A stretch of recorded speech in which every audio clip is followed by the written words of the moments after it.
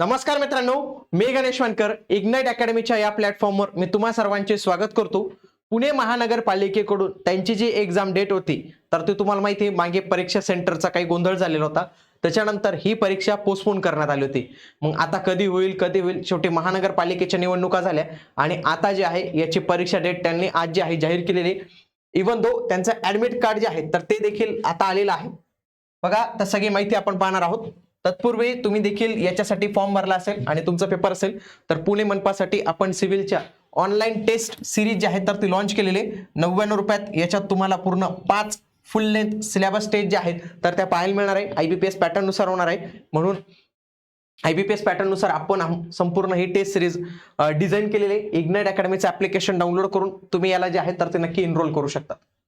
बघा तारीख कधी आलेली 25 ची, एकदम जवळची तारीख देऊन दिलेली, म्हणून जे कोणी उमेदवार एकदम रिलॅक्स झाले असतील तर त्यांना आता लय रिलॅक्सेशन सोडून एकदम कमी वेळेत 25 जानेवारीला तुमची एक्झाम जी आहे तर ती होणार आहे। मित्रांनो इथं 169 एवढी पद होती आणि परीक्षेच्या 7 दिवस अगोदर तुम्हाला प्रवेशपत्र आणि प्रवेशपत्र आता उपलब्ध झाले। डाउनलोडिंगची लिंक पण त्यांनी जी आहे तर ती ऍक्टिव्ह इथं करून दिलेली आहे।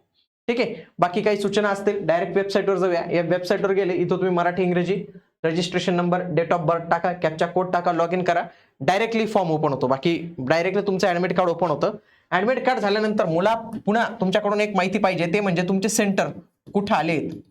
सेंटर म्हणजे मागच्या वेळी सारखंच झालंय का, एकदम दूर दूर सेंटर आले आहेत का, जसं भूमी अभिलेखला झालं, पुण्याला झालं, तसं असेल तर तो इश्यू आत्ताच मांडू, आत्ताच काहीतरी त्याच्यावर तोडगा येईल। मागच्या वेळी त्यांनी दूर दूरचे सेंटर दिले, म्हणून यावेळी सेंटर तपासून कमेंट बॉक्समध्ये एकमेकांचे सेंटर टाईप करा की मी संभाजीनगरचा आहे, मी दिलं होतं संभाजीनगर आणि मला आलं नाशिक। असं काय असेल तर तुम्ही टाईप करा, म्हणजे इतरांना देखील याच्याविषयी माहिती जी आहे तर ती मिळत जाते। त्यासोबत त्यांनी त्यांच्या हँडआउटमध्ये देखील काही गोष्टी इथं सांगितलेल्या आहेत। मित्रांनो एक्झामचं स्ट्रक्चर त्यांनी दिलेले मराठी इंग्रजी जीके इंटेलेक्च्युअल टेस्ट आणि हे बाकी हे बघा हे सोडलं हे आणि हे या दोन्ही मराठी इंग्रजी दोन्ही भाषेत असतील। सिव्हिल पूर्णपणे इंग्लिशमध्ये असणार आहे। सिव्हिलचे 40 प्रश्न, याचे हे तुमचे 60 प्रश्न, 120 मिनिटांचा तुम्हाला इथं वेळ जो आहे तर तो इथं पाहायला मिळणार आहे। सोबत इथं कुठली निगेटिव्ह मार्किंग सिस्टीम नसणार आहे। बघा नो निगेटिव्ह मार्किंग सिस्टीम, इथं कुठल्याही पद्धतीची निगेटिव्ह मार्किंग सिस्टीम तुम्हाला इथं बघायला मिळणार नाही। ऑप्शन इथं 5 दिलेले आहेत, तर मोस्ट प्रॉबेबली तुम्हाला 5 ऑप्शन जे आहेत तर ते आयबीपीएसच्या एक्झाम मध्ये बघायला मिळू शकतात।